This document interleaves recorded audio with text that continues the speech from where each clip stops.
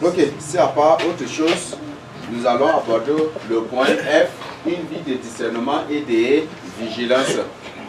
Donc, une personne qui mène une vie de combat spirituel, c'est une personne qui a aussi, qui par la suite, même si elle n'a pas la vie de discernement, si elle n'a pas le don de discernement, par la suite, le Seigneur lui donnera ce don de discernement.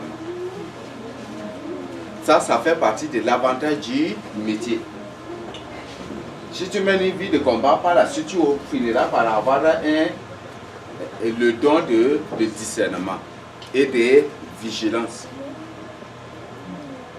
Si tu pries sérieusement, tu n'es pas, toi, physiquement même, tu peux reconnaître les œuvres des sorciers, les œuvres des démons, comme cette personne a l'habitude de voir spirituellement. Là, tu n'es pas obligé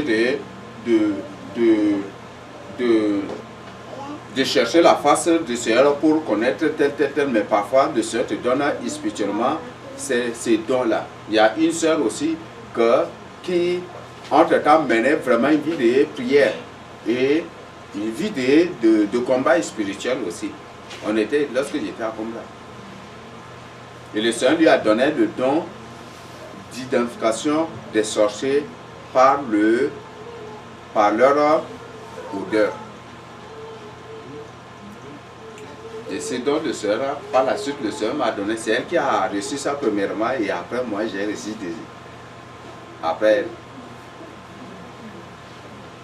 Le Seigneur lui a donné ses dons. Par l'odeur, elle reconnaît un sorcier. Donc c'est ce que le Seigneur fait. Donc si une personne mène une vie de prière, une vie de combat spirituel, le Seigneur lui donne beaucoup de dons et à travers le Seigneur peut-être lui donne un don d'identification des œuvres de Satan, de démons ou des agents de Satan à travers physiquement, à travers seulement ce qu'elle voit. Donc c'est ce que le Seigneur fait. Ok. Ah, on n'a pas encore lu la référence, non? Là, qui va nous lire Matthieu 10, verset 16. Matthieu 10, le verset 16 dit ceci. Voici, je vous envoie comme des brebis au milieu des loups. Soyez donc prudents comme les serpents et simples comme les colombes. Nous sommes comme des brebis envoyés au milieu des loups. Donc, quand on parle d'un loup, c'est un animal qui physiquement est dangereux et spirituellement c'est un animal mystérieux. Parce que quand on parle dans la légende, quand on parle des loups, on parle des êtres qui se transforment, ce sont des entités dotées de pouvoirs surnaturels. Donc le Seigneur dit qu'il nous envoie au milieu des loups. Donc c'est des gens qui physiquement sont dangereux, de même que spirituellement aussi. C'est des gens qui sont dotés de pouvoirs surnaturels. Donc c'est ce que le Seigneur nous dit, nous précise ici. Et nous devons être vigilants, nous devons être prudents. Et par le discernement spirituel que le Seigneur nous donne, on peut reconnaître leurs œuvres à travers leur langage, à travers leur dit, à travers leurs paroles, à travers ce qu'ils font, à travers leur manière de regarder, à travers tout. Bientôt, si le Seigneur, parce que là le Seigneur me met au cœur, bientôt je ferai, si le Seigneur permet, je vous définirai tous les critères d'identification d'un sorcier. Et vous-même là, vous allez voir, mais seulement qu'il y aura beaucoup de modifications, il va développer. Là, je tiens, le Seigneur me met vraiment au cœur de mettre ça. Tous les critères d'identification d'un sorcier. Comment reconnaître physiquement un sorcier? Sans vision, sans révélation.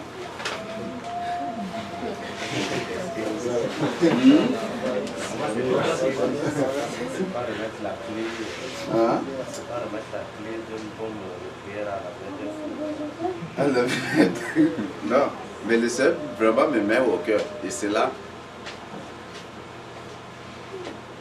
Et là, c'est très clair de les reconnaître. Très simple de les reconnaître. Là où nous sommes, c'est un sorcier entre là, aujourd'hui, le Seigneur me fait grâce de le reconnaître à travers les critères. son regard, tout, ce qu'il fait, tout. Il faut être attentif seulement, tu vas le reconnaître. Là où on est,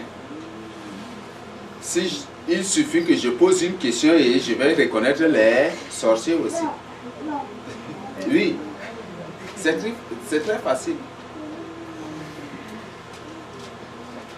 Mais, comme c'est spirituellement, ce qui me fait peur, c'est que si je mets ces critères-là sur papier, pour mettre, je crois qu'ils vont modifier beaucoup de choses ou peut-être, c'est ça, mais le Seigneur me met vraiment au cœur. Mais si, non, le jour où le Seigneur permet, je pourrais mettre ça sur papier. Bon, je ne sais pas si j'attends après l'enlèvement aussi ou on ne sait pas.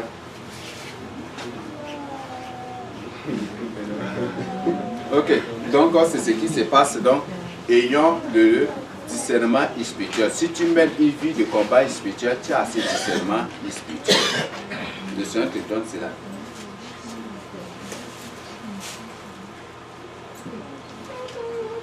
Quand tu vois le visage d'un sorcier, il est bien différent d'une personne qui est normale. Une personne possédée est bien différente aussi d'une personne non possédée.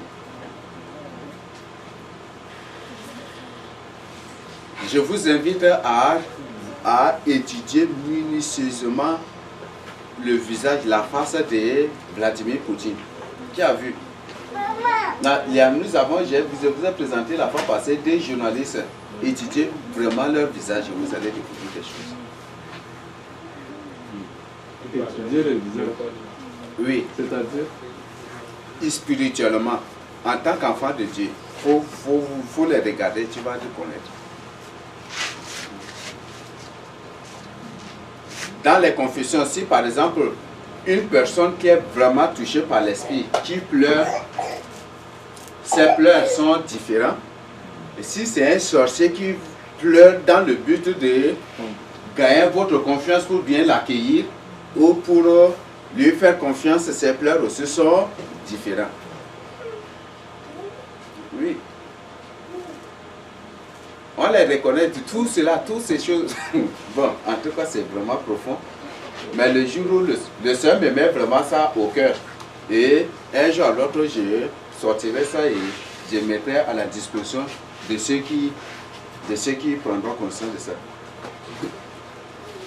Merci, je ne sais pas si sur le discernement et la vigilance, s'il y a une question à poser dessus. S'il n'y a pas de questions, on évolue. La vie de miséricorde, de compassion et de... La vie de miséricorde et de compassion. Voilà. Quand on parle de la miséricorde, de la compassion, ça doit être le caractère ou la caractéristique d'une personne qui mène une vie de combat spirituel. Si toi tu refuses de pardonner aux autres, le Seigneur ne va jamais du tout te pardonner. Et tant que tu n'es pas pardonné, tu ne pourras pas mener une vie efficace de combat spirituel. Ça, c'est la première chose. C'est une personne qui a de la compassion, qui a de pitié, qui a de compassion, qui cherche, qui veut vraiment le salut des autres. Plus tu pries pour le salut des âmes, plus tu mènes une vie de combat spirituel, plus le Seigneur t'oriente à prier pour le salut des âmes. Et cette personne, on voit qu'elle devient une autre personne. Elle devient une autre personne carrément. Elle devient une autre personne carrément. C'est une personne qui est trop hospitalière et qui aime toujours partager la parole de Dieu. C'est une personne qui est trop accueillante. C'est une personne qui ne badine pas avec sa langue. C'est une personne qui sanctifie toujours sa langue. C'est une personne qui n'est pas ici. Tu n'as pas écouté. Elle est comme ça. Elle est comme ça. Et elle vient ici. C'est pas une personne qui mène ce genre de vie. Ça, c'est une personne qui mène une vie de combat spirituel. Je crains quand je vois certaines personnes prendre part à la délivrance, ça me fait mal. Parce que tous les démons qui sortent entrent dans leur vie. Entrent en eux.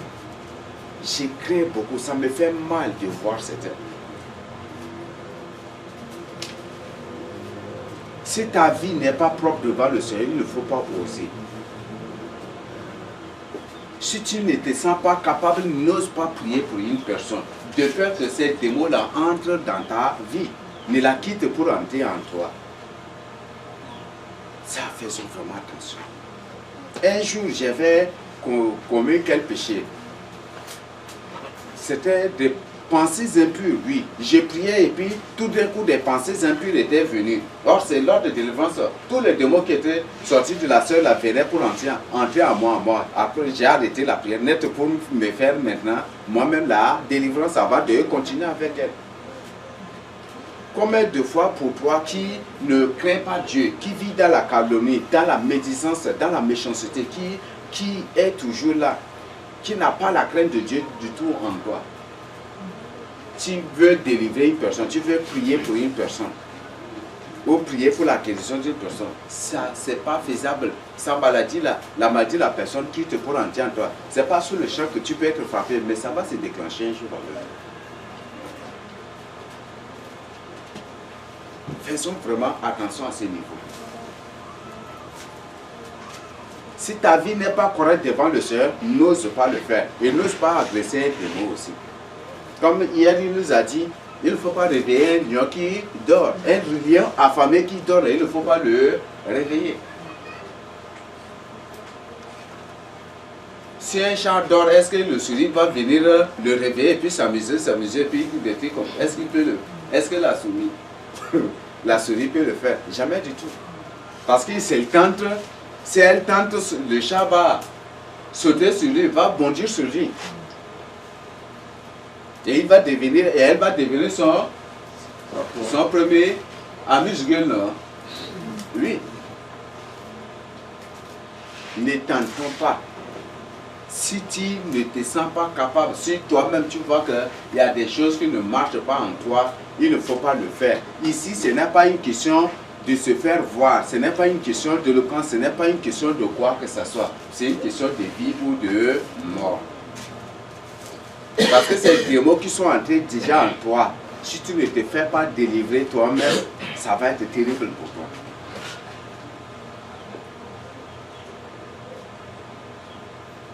C'est pour ça que moi, je n'ai pas peur, je n'ai pas honte.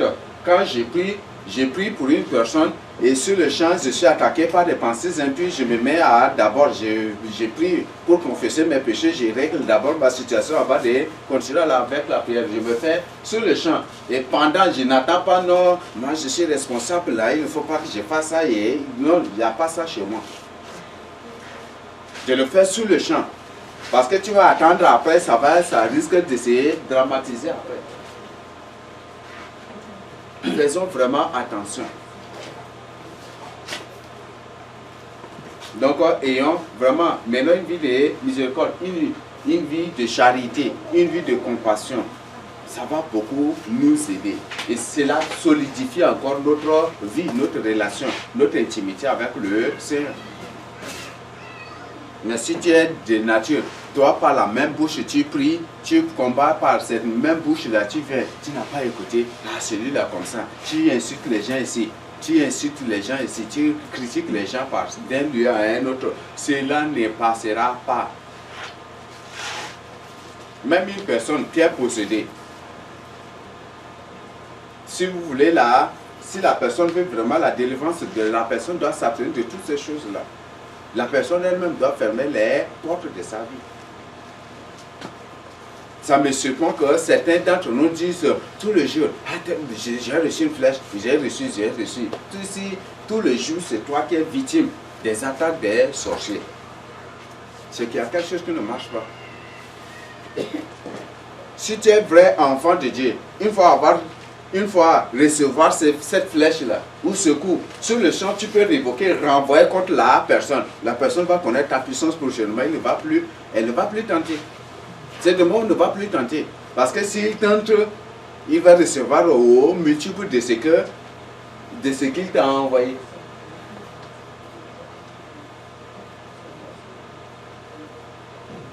Donc, ne soyez pas négligents. 2 Chroniques 11, 29 nous dit, maintenant mes enfants, cessez d'être négligents. Ne soyez plus négligents. Ça c'est très important. Ne soyez plus négligents. Ça, c'est ce que le Seigneur nous avertit. Ok, je ne sais pas si sur cette partie, il y a des questions. S'il n'y a pas de questions, on avance. Les déclarations prophétiques. Donc, les déclarations prophétiques, comme il y a certains qui ont déjà reçu les sujets de prière, on a parlé des déclarations prophétiques là. Donc, on consiste à annoncer des choses dans le présent, et dans le futur aussi. Des choses qui doivent demeurer ou qui doivent être ôtées de leur vie. Dès aujourd'hui et pour toujours. Donc, c'est ça ce qu'on appelle, c'est de ça qu'on parle des déclarations prophétiques. Donc, il y a le livre de 2 Rois 1, du verset 1 à 18. Donc, si vous lisez, vous allez découvrir. Donc, c'est très important. Les déclarations prophétiques, ça c'est très capital.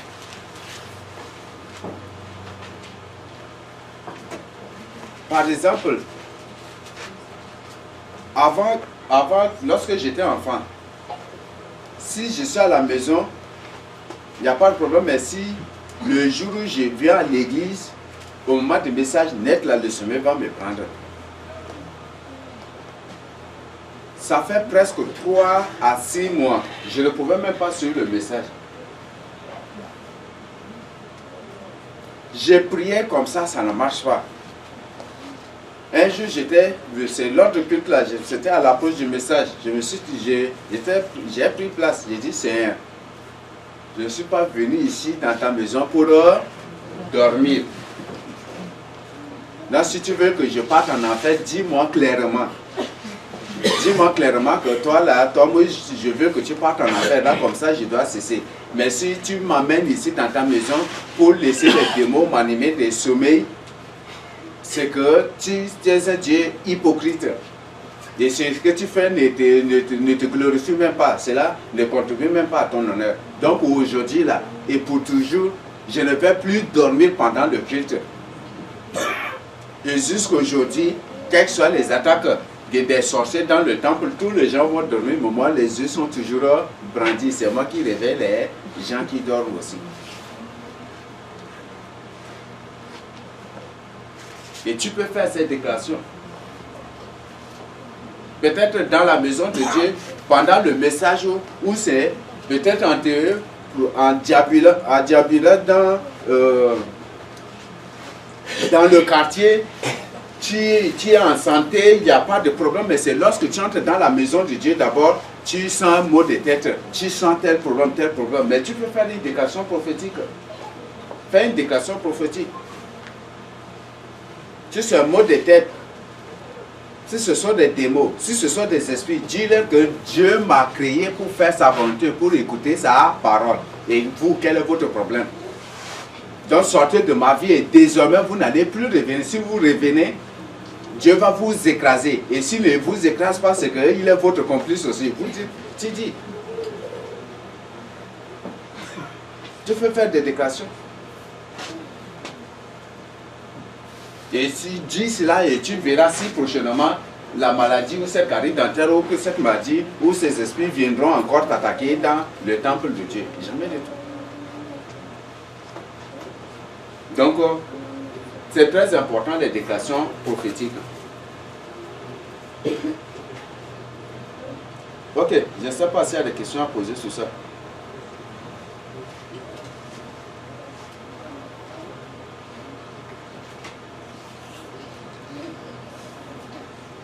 Ok, nous avons les ordres et les recommandations.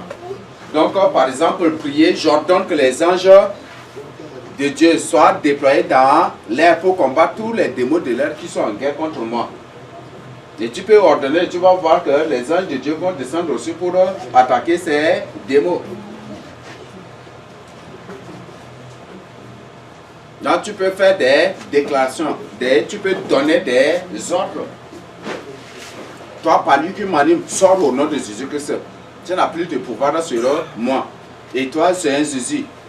Si le palu peut t'attaquer, tu me laisseras attaquer par ce palu prochainement. Et si le palu n'a plus de pouvoir, n'a point de pouvoir sur toi, tu ne permettras plus désormais aussi. Tu peux faire des déclarations et donner des ordres.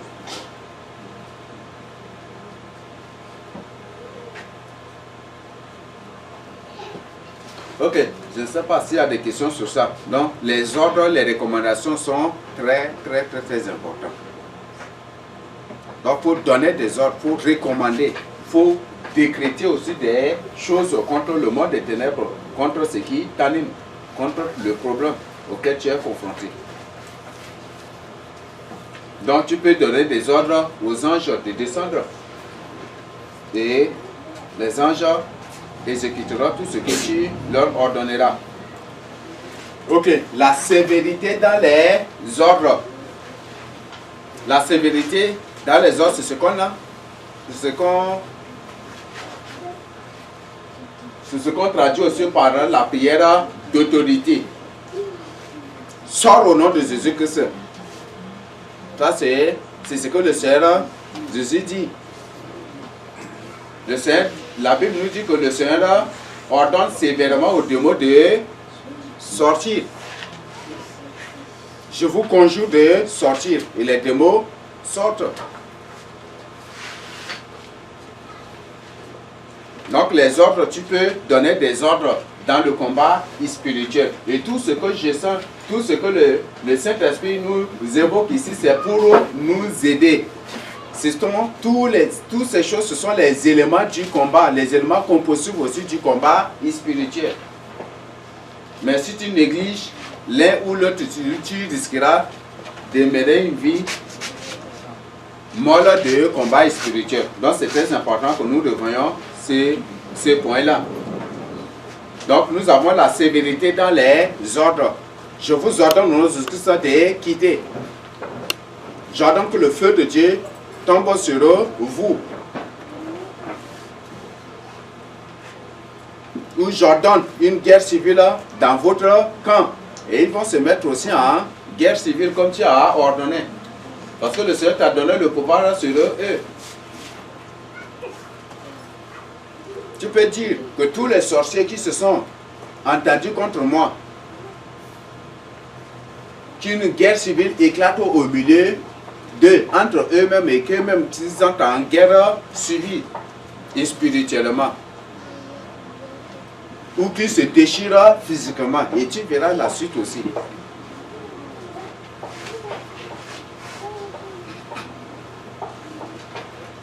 Donc, c'est très important de voir. Donc, là on parle de la sévérité dans les ordres. Comme je l'avais dit, le discernement, c'est un élément très capital.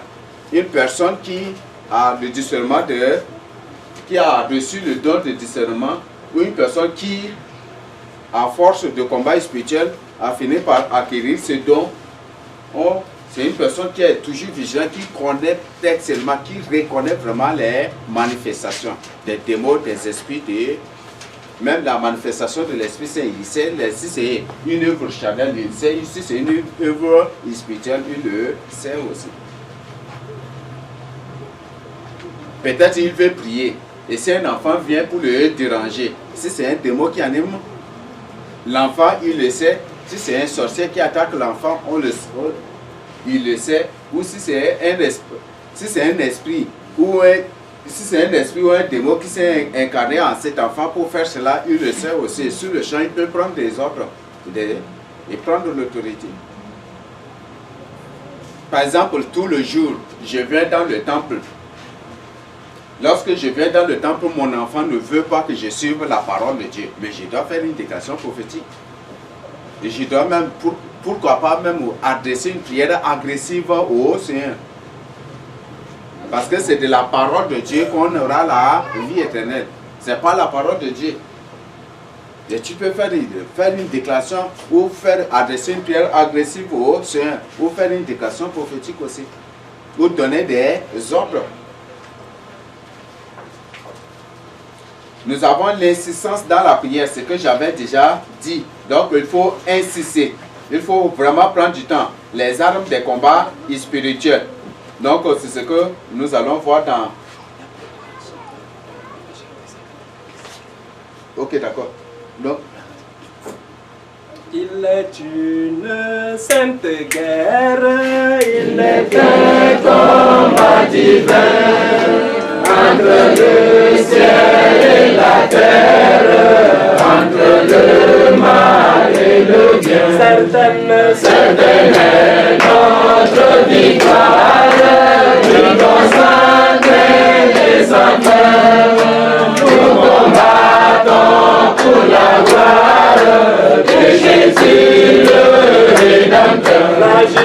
La justice, est notre armure, la foi notre bouclier, la vérité pour ceinture, va pas jamais nous lier. C'est une idée invincible qu'on va briller dans nos mains. C'est la parole infaillible du Dieu sauveur des humains. Sous cette sainte bannière, et de là-haut nous marchons, et du séjour des lumières, pas à pas nous approchons. Après la lutte suprême, la couronne nous attend. Jésus la mettra lui-même sur le front du combattant. Ok, merci. Nous allons aborder les armes des combats spirituels. Le combat spirituel est déjà régi par notre code ou par la loi de Éphésiens 6, 12 à 18. C'est ce que nous allons lire pour découvrir. Là, nous allons demander à un bon lecteur, une personne qui va nous lire à haute voix et de manière correcte pour que nous puissions saisir. Éphésiens 6, 12 à 18.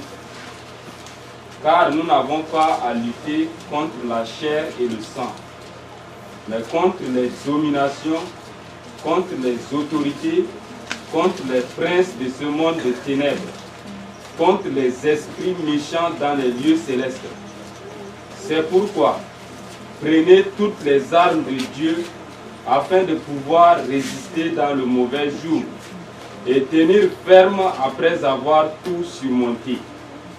Tenez donc ferme, ayez à vos reins la vérité pour ceinture. Revêtez la cuirasse de la justice. Mettez pour chaussure à vos pieds le zèle que donne l'évangile de paix. Prenez par-dessus tout cela le bouclier de la foi, avec lequel vous pourrez éteindre tous les traits enflammés du malin. Prenez aussi le casque du salut et l'épée de l'Esprit qui est la parole de Dieu. Faites en tout temps par l'Esprit toutes sortes de prières et de supplications. Veillez à cela avec une entière persévérance et priez pour tous les saints. Amen. C'est ce que la parole de Dieu nous dit. Ce n'est pas quelque chose inventé, c'est la parole de Dieu qui nous dit. Nous n'avons pas de lutter contre la chair et le sang. Dieu ne nous a nulle part recommandé de frapper une personne possédée pour que ce démon sorte d'elle. Dieu n'a même pas recommandé cela. Nulle part. Nous n'avons pas à combattre contre le sang et la chair. Donc c'est un combat spirituel. Donc si c'est démon, si un démon entre en une personne, ce n'est pas à taper la personne, à gifler la personne ou à enchaîner la personne pour... Non, ça ne passe pas. C'est un combat spirituel. Il faut te mettre à prier. Il faut te mettre à la prière, dans le jeûne pour la délivrance de la personne. Et on trouve aujourd'hui qu'il y a on voit aujourd'hui des doctrines démoniaques qui enseignent que pour délivrer une personne, il faut la taper, il faut la bâtonner, il faut venir avec une chicotte pour le frapper, pas pour que la personne pleure, il faut faire ceci, il faut faire... Non, ça ne se trouve. Aucun verset de la Bible recommande ces choses-là. Aucun verset de la Bible nous recommande de prendre la croix pour délivrer une personne, pour présenter, ou prendre le chapelet pour citer, ou chapelet, ou ce qu'on appelle rosaire, et compter pour la devant la personne. Non, le Seigneur n'a nulle part recommandé ces choses-là. Mais c'est plutôt une doctrine des démons. C'est ce que 1 Timothée 4, le verset 1 nous dit que au dernier temps, les gens vont se détourner de la sainte doctrine pour s'attacher aux doctrines des démons. Et ce sont là les doctrines des démons que les agents de Satan nous ont importées. Donc, nulle part, la Bible nous recommande d'utiliser la force, d'utiliser la violence pour la délivrance d'une personne. Nulle part. Et nulle part, la Bible nous recommande de mettre une personne à jeun pour sa délivrance. Là, ça n'existe même pas. Mais dans certaines dénominations, on dit que si vous amenez une personne pour la délivrance, ou si tu as un problème et que tu veux la délivrance, on te demande d'observer le jeûne de 3 jours secs pour la délivrance. Ça, c'est une doctrine des démons. Ça ne vient même pas de Dieu. Ça ne vient même pas de Dieu. Nulle part, c'est écrit ici. Et aucun apôtre n'a fait cela, ni le Seigneur Jésus-Christ, aucun prophète n'a fait cela, aucun des disciples du Seigneur Jésus n'a fait cela. Quand une personne qui a possédé, vous la soumettez au jeûne pour sa délivrance, mais comment elle sera délivrée? Jamais du tout. Jamais du tout. Parce que plus elle gêne, plus ce démon devient puissant en elle. Devient puissant en elle. Vous allez crier fatigué. Vos langues même vont tomber, mais ils seront là toujours en train de vous rire. Ok, donc c'est ce que le Seigneur nous dit. Il nous recommande de prendre le casque du salut, le bouclier. Je ne sais pas si c'est flou. Ceux de derrière voient ça clairement quand même, non? C'est un peu clair, non? Donc nous avons le bouclier de la foi. Nous avons le bouclier de la foi. Nous avons le casque du salut. Nous avons l'épée. Nous avons chaussures. Donc c'est ce qu'on appelle ranjas. On ne peut pas porter quand même chaussures comme ça pour aller au combat. Donc ce sont les ranjas. Nous avons les cuirasses. Nous avons toutes ces choses. Ce sont les éléments des armures que le Seigneur nous recommande de porter. Et chacune des choses recommande, chacune de ces choses présentées ou recommandées ici sont les choses que le Seigneur nous recommande de faire conforme à sa volonté. Sont conformes à sa volonté. Il nous recommande d'évangéliser. Nous devons le faire. Beaucoup de gens ont peur d'évangéliser, ont honte d'évangéliser, d'annoncer la bonne nouvelle. Mais comment tu vaincras? Jamais du tout. Beaucoup de gens aujourd'hui n'ont pas le casque du salut sur eux. Parce qu'eux-mêmes, aujourd'hui, ils sont enfants de Dieu, demain, ils ne le sont pas. Ou 1 heure du temps, pendant 1 heure du temps, ils sont enfants de Dieu. Après 3 heures du temps, après, ils ne sont plus enfants de Dieu. C'est ce qu'ils font. Ça, ce n'est pas cette vie que le Seigneur nous a appelés. Ce n'est pas à cette vie que le Seigneur nous a appelés. Beaucoup de gens n'ont pas cette épée en main. Ils sont revêtus bien, boucliers, tout. Donc ils sont des gens qui ne font que bloquer les armes, mais ils n'ont rien. Parce que s'ils tentent de glisser leurs mains, peut-être leurs mains sera coupée. Donc ils ne font que barrer seulement les armes des autres. Non.